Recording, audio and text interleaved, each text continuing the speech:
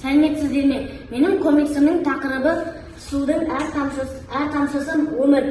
Бұл тақырыпты таңдаған себебім бүкіл жерде ауыз суы азайып бара жатыр. Сондықтан мен комикс арқылы оны айтқым келдім.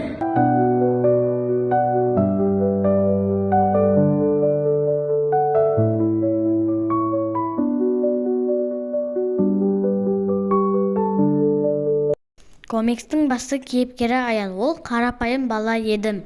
Оған әжесі күнде балам, суды бекер төкпе, үнемдеп пайдалан дейтін.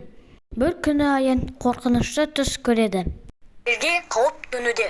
Жануарлар шөлдеп, адамдар су таппай қиналып жатыр. Суды ысырап қылған адамдардың бейнесі қара құбыжықтарға айналып суды соруда. Экологиялық апатқа аз ғана уақыт қалған.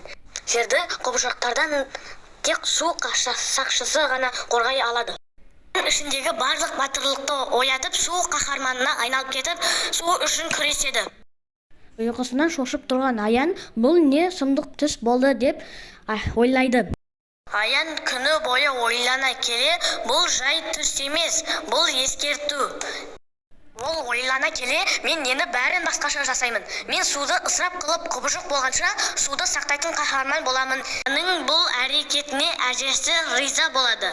Оның да достары оны қолдап, суды сақта, өмірді сақта деген плакаттар шығарып. Бұл комикс арқылы достарыма айтарым, бізде Аян сияқты супер қаһарман бола аламыз. Ішіміздегі батырлықты оятып, тұщы суды бірге сақтайық.